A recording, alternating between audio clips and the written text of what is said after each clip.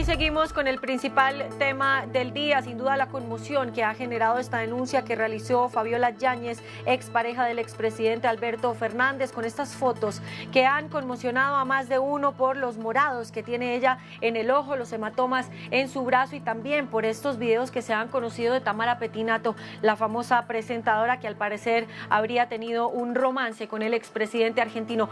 ¿Cuándo sucedió esto? Es incierto, ¿no? Habría que determinarlo en la denuncia que amplía ya Fabiola Yáñez frente a las autoridades argentinas, porque fueron dos momentos diferentes. La foto que tú ves en pantalla del hematoma en el ojo sucedió en un momento distinto al del hematoma en el brazo. También Fabiola Yáñez está diciendo que el expresidente argentino incluso la golpeó estando embarazada. Tenemos en este momento contacto con Marcelo Alvarado, nuestro compañero que está en Chile, que nos va a contar cuáles han sido las repercusiones que ha tenido este caso en su país. Marcelo, adelante con toda la información.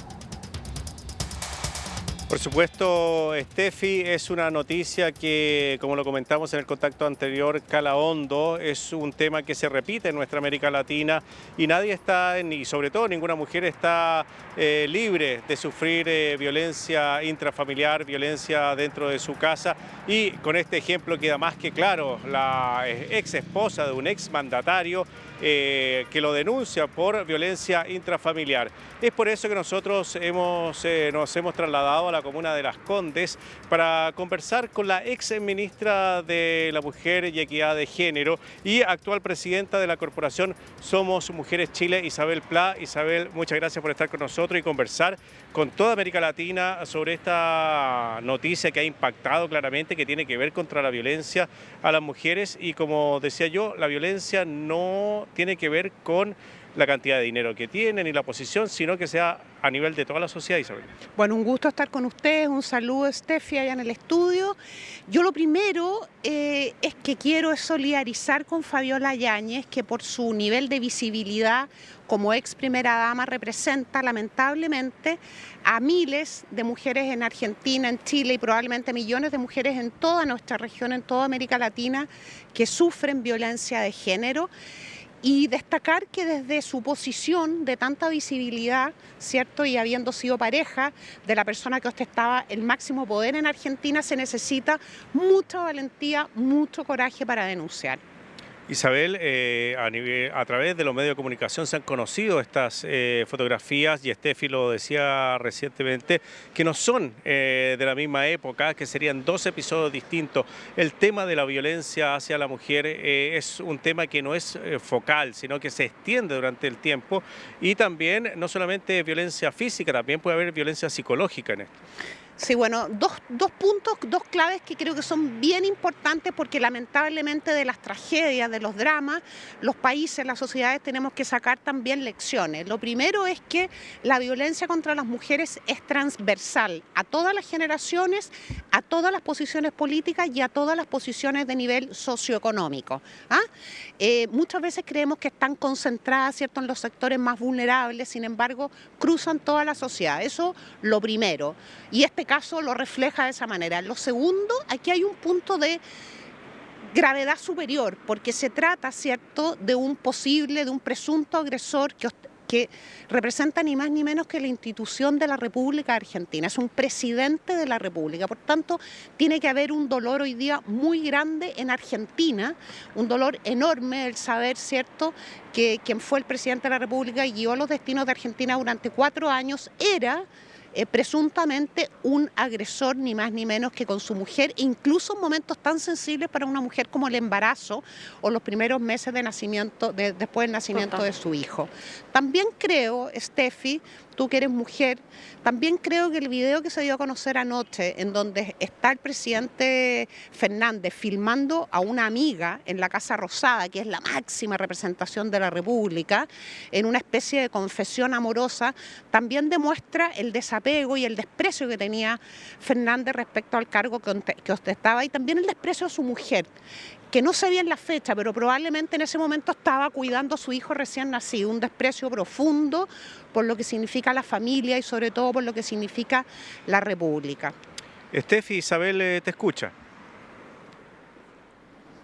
Steffi. Bueno, mira, hay algo que me parece muy interesante y gracias, Isabel, por este contacto que realizas hasta ahora con nosotros, y es destacar, muchas veces la gente piensa que la violencia de género solamente está focalizada a un sector, ¿no? Generalmente a un sector de bajos recursos, pero aquí podemos tener una evidencia que eso no discrimina, digamos, ningún estrato social. ¿Qué opinas? ¿Por qué en el psicológico, por qué en la psiquis de la gente siempre enfocamos la violencia contra la mujer hacia un estrato bajo?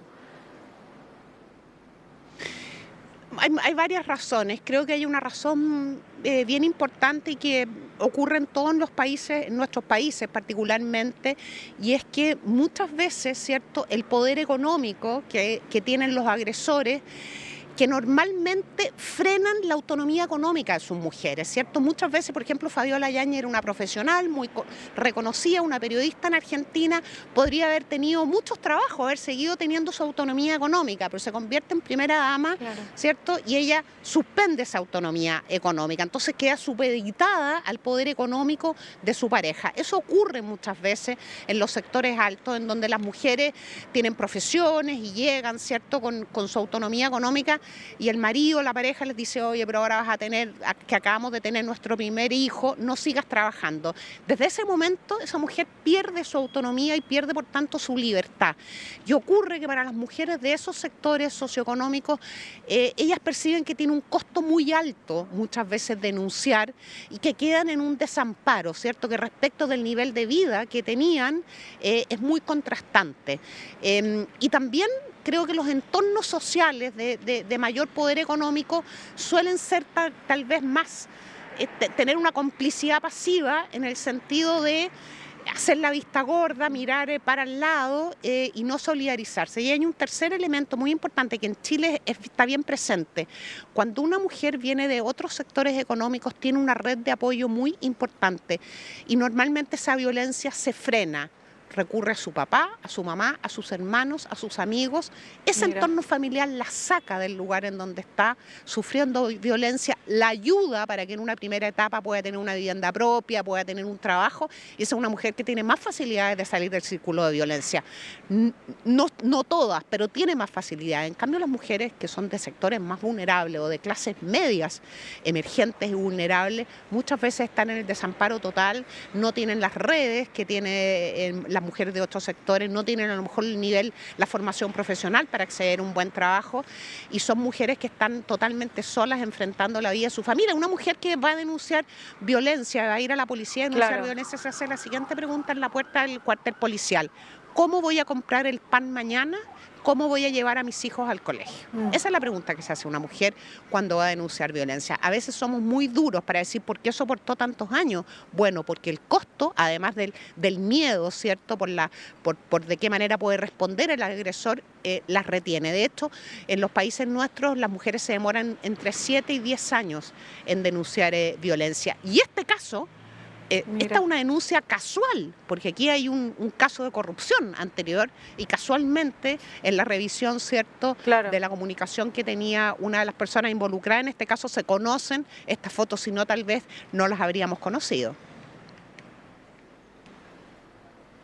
Bueno, aquí te quiero preguntar una cosa. Tú que fuiste exministra, estuviste, digamos, metida en los temas políticos. Alberto Fernández, en algún punto yo recuerdo haber visto una foto de él con un cartel que decía Ni una más, que es esta campaña que había muy intensa en Argentina, que también existe en Chile, existe en Colombia.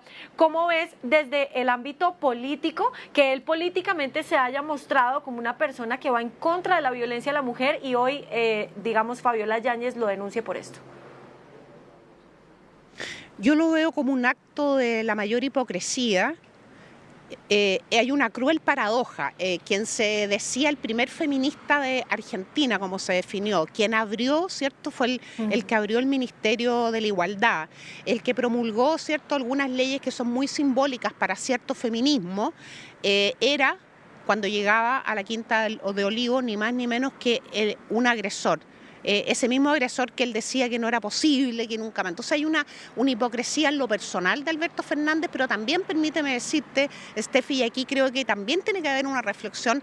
Hay sectores de la política particularmente de cierta izquierda que ha pretendido apropiarse de una causa tan noble como la libertad de las mujeres y la igualdad de derechos, deberes y la protección frente a la violencia. Y hay un dato que ha estado circulando en los medios de Argentina que me parece de la mayor preocupación si se confirma, y es que las dos ministras de la mujer en el periodo Fernández, o al menos una de ellas, Elizabeth Gómez Alcorta o Ayelén Mesina, estaban en conocimiento de esta situación, ¿cierto?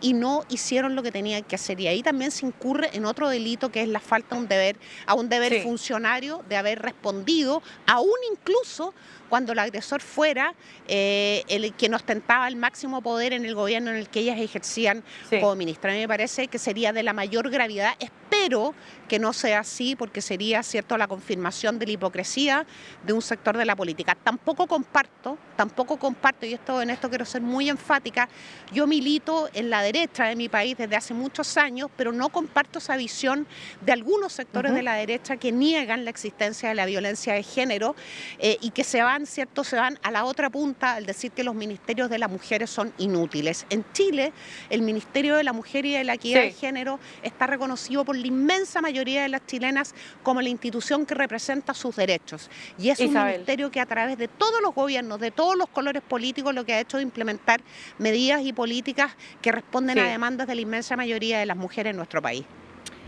Isabel Pla, ex ministra de la Mujer, Pla, muchas gracias por su tiempo. Gracias por esta información. De nada. Muchas gracias a usted. Sí, muchas gracias, Isabel, que lo vaya muy bien. Un placer. Hasta luego, Estefi.